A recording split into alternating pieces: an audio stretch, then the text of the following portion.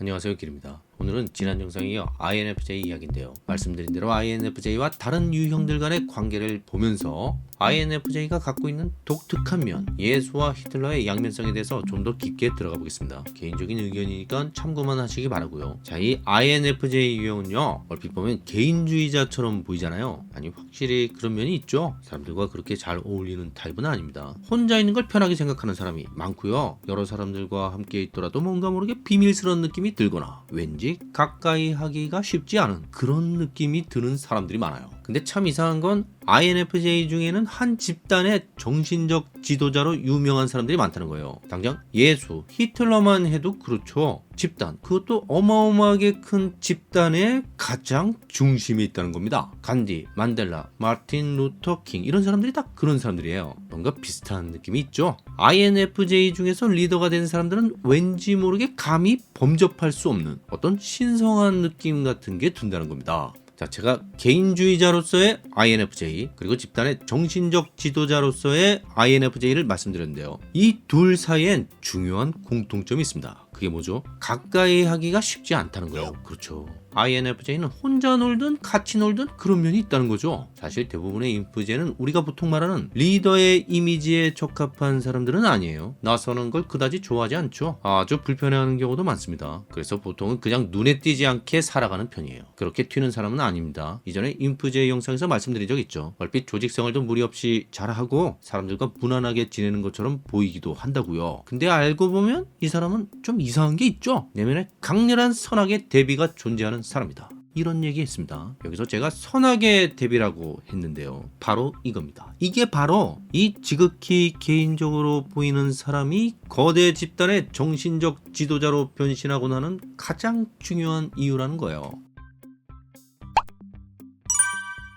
INFJ는 IJ 유형입니다. IJ 유형이 어떤 사람들이라고 했죠? 잘 나서지 않고 신중하고 조심성이 많아요. 실수가 적습니다. 남이 실수하는 것도 싫고 내가 실수하는 건 더 싫고 뭐 이런 사람들이라고 했습니다. 그래서 완벽주의자들이 많습니다. ISTJ가 가장 대표적으로 그런 사람이라고 할 수 있어요. 완벽주의자의 표본이라고나 할까요? 주어진 일을 퍼펙트하게 처리한 사람이죠. 매우 현실적이고 논리적입니다. 단 하나의 결점이나 실수도 참기 어려워하는 면이 있어요. 약간 결벽증 같은 게 있다고 봐야죠. 인프제와 ETJ의 관계는 일터에서 만난다면 상당히 좋습니다. ISTJ는 본인이 워낙 그런 사람이다 보니까 실수가 잦은 사람과 일하면 스트레스를 많이 받을 수 있는데 INFJ와는 그럴 일이 별로 없죠. 이 사람도 같은 과란 얘기예요. 다만 개인적으로 깊이 친해지는 건 좀 어려울 수도 있습니다. 둘 다 누군가에게 적극적으로 다가가는 타입은 아니거든요. ETJ는 자기 감정을 표현하는 게 서투른 면이 있고요. 인프제는 그런 건 아닌데 자기 얘기를 잘 안 하는 면이 있어요. 그래서 비밀스럽게 느껴지는 경우가 많죠. INFJ가 자기 얘기를 잘 안 하는 이유는 두 가지입니다. 첫 번째는 자기 생각이 정리가 되어 있지 않다고 느끼기 때문이고요. 두 번째는 상대가 자기 생각을 받을 준비가 되어 있지 않다고 느끼기 때문이에요. 자, 제가 지금 아주 중요한 얘기를 했는데요. 이걸 역으로 말할 수도 있어요. 다시 말해서 INFJ가 누군가에게 자기 이야기를 열심히 한다면 INFJ 자신의 생각이 어느 정도 정리가 된 상태에서 하는 거고요. 그리고 상대가 어느 정도 이해할 수 있다고 보기 때문에 한다는 얘기입니다. 둘 중에 어느 하나라도 INFJ 자신의 기준에 못 미치면 입을 닫아버리는 거예요. 무슨 얘기인지 이해가 가시죠? 이런 사람이라는 겁니다. 이걸 기억하시고요. 어쨌든 인프제와 ETJ는 적당히 거리를 두는 관계일 경우 상당히 좋은데 아주 가까운 허물없는 관계가 되려면 서로가 자신의 스타일을 좀 바꿀 필요가 있다는 겁니다. 근데 이게 쉽지 않아요. 양쪽 다 자기 고집이 강한 면이 있거든요. 그리고 INTJ, ISFJ와의 관계는 지난번에 다 했죠. 이전 영상을 참고하시고요.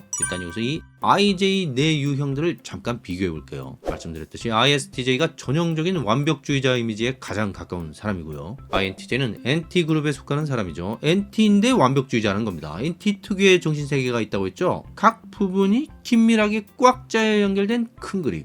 INTJ는 바로 이 큰 그림을 완벽하게 만들어내려는 성향을 가진 사람이라는 거예요. 그래서 학문 분야에서 탁월한 성과를 올리는 경우가 많습니다. 그리고 ISFJ는 어떤 사람이냐면요. SF라는 게 뭐예요? 아는 사람들과 잘 지내는 성향을 말하는 거죠. NF는 모르는 사람들과 잘 지내는 성향이고요. 다시 말해서 SF는 내가 실제로 만나서 얼굴을 맞대고 대화를 하는, 말하자면 가족, 친구, 동료들과 잘 지내는 걸 말하는 거예요. 그런데 완벽주의자라는 겁니다. 이게 무슨 얘기냐면요. 이 가족, 친구, 동료들 간의 관계에서 실수를 거의 안 하는 사람들이란 뜻입니다. 일적으로 실수 안 하는 것도 있지만 그것보다는 관계에서 실수를 안 한다는 거예요. 예컨대 부하 직원한테 아무 이유 없이 짜증을 내거나 친구 사이에서 해서는 안 될 말을 한다거나 한마디로 선을 넘는 행동을 안 한다는 겁니다. 기본적인 예절이 몸에 배어 있는 거죠. 그런 면에서 완벽주의자 같은 면이 있다는 거예요. 자, 그럼 INFJ가 어떤 사람인지 이제 나오는 거죠. NF는 모르는 사람들과 잘 지내는 성향이라고 했죠. NF 그룹 자체가 그런 특성이 있죠. 이 사람들은 자신이 아주 커다란 커뮤니티에 속해 있는 것처럼 느끼곤 한다고 했잖아요. 그래서 모르는 사람들과도 하나의 공동체로 연결된 느낌이 강하다는 거예요. 이런 사람인데 완벽주의자라는 겁니다. INFJ는 NF이면서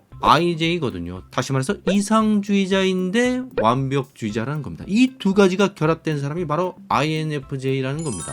근데 어때요? 이게 잘 어울리는 조합인가요? 현실주의자면서 완벽주의자다. 이건 상당히 그럴듯하죠. ISTJ가 바로 그런 사람이에요. 근데 이상주의자인데 완벽주의자다. 뭔가 모순적인 느낌이 들죠. 감이 잘 안 옵니다. INFJ가 이해하기 어려운 유형이라는 게 이런 데에서도 보이는 겁니다. 영상 시작할 때 INFJ는 개인주의적인 성향이 엄청 강해 보이는데 이상하게 INFJ 유명인 중에는 집단의 정신적인 지도자들이 많더라 하는 얘기도 했죠. 이것도 뭔가 모순적으로 보이는 거죠. 근데 그러면서 INFJ 내면에는 뭐가 있다고 했어요? 강렬한 선악의 대비. 이게 그 수수께끼를 푸는 열쇠라고 했습니다. 융프제는 선악에 대한 감각이 아주 민감한 사람이에요. 그렇죠. 근데 이 선악이라는 게요. 필연적으로 타인과 관련이 있고요. 감정과 관련이 있습니다. 우리가 이 선악에 대해 깊이 고민할 때는 언제나 타인과 관련이 되고 감정과 관련이 되는 거예요. 그래서 공동체와 연결이 되는 겁니다. 이해를 돕기 위해 좀 센 예를 들면 세월호 사건 같은 것도 그런 겁니다. 전 국민이 그 사건을 보면서 충격을 받았잖아요. 그러면서 어마어마한 슬픔과 분노가 터져 나왔습니다. 이게 선악과 관련이 있다는 겁니다.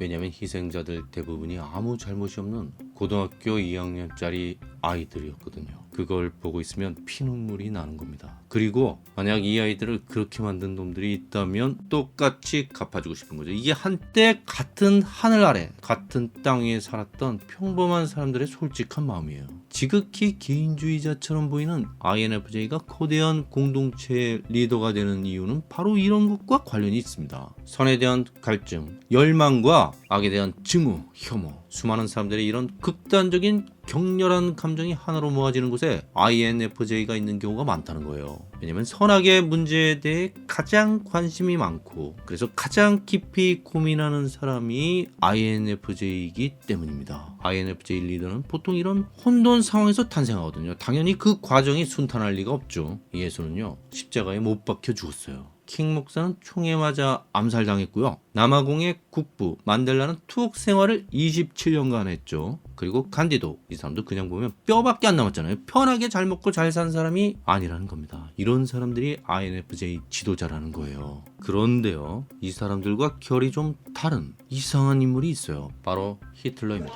왜 히틀러가 INFJ일까요? 오해하시면 안 되는 게요. 이 사람들이 무슨 성인군자 스타일이 아니에요. 정반대쪽일 수도 있습니다. INFJ는 보세요. 이상주의자인데 완벽주의자예요. 무슨 얘기입니까? 자신이 꿈꾸는 세계를 완벽하게 그려내는 사람이란 뜻입니다. 근데 이 사람이 꾸는 꿈은요, 자신이 속한 거대한 공동체와 관련이 있어요. 혼자서 따로 노는 게 아닙니다. 다시 말해서 한 개인이 꿈꾸는 세계가 많은 사람들의 마음을 강력하게 끌어당길 때 INFJ 지도자가 탄생한다는 거예요. 집단 정신이 한 인간의 정신에 완벽하게 구현될 때 그렇게 된다는 거죠. 히틀러의 광기는 1차 대전 패전 직후 독일 국민의 집단 광기 그 자체고요. 마틴 루터 킹이 나에게는 꿈이 있다 고 말할 때 그 꿈은 인종차별에 시달렸던 모든 흑인들의 꿈이었다는 얘기입니다. 혹시 오해하지 마시고요. INFJ면 다 그렇게 된다는 얘기는 아닙니다. 다만